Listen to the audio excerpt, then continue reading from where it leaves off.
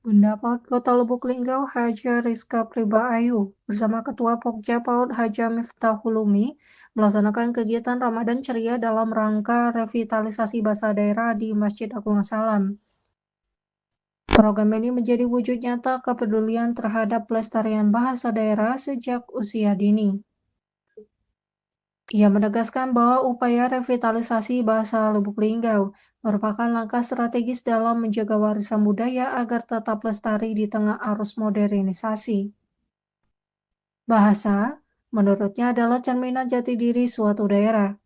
Dengan membiasakan anak-anak menggunakan bahasa daerah sejak dini, sama artinya dengan menanamkan nilai-nilai kearifan lokal dan membentuk generasi yang cerdas, berakhlak, serta bangga terhadap identitasnya.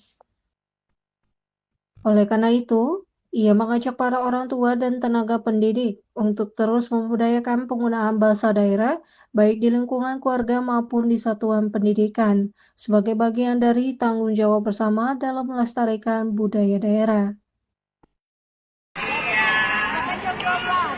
Siapa yang tidak berpuasa nanti tidak dapat surga. Jadi kita harus berpuasa. Mau ikut lebaran? Mau. Tapi kalau lebaran itu tidak harus mengenakan baju baru. Tapi kita harus lebih banyak bersyukur.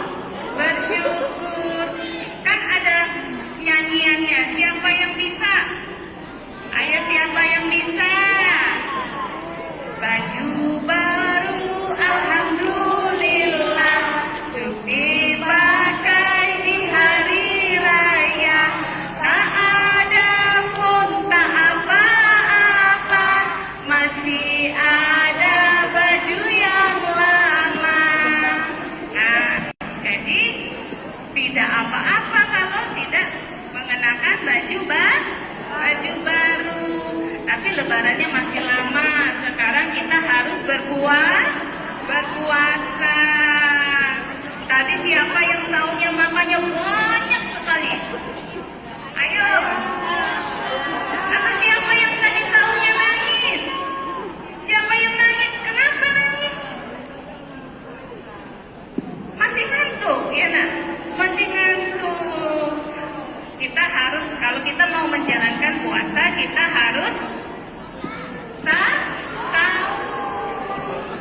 Kita harus sahur biar tubuh kita kuat. Tadi kalau puasa kita tidak boleh apa?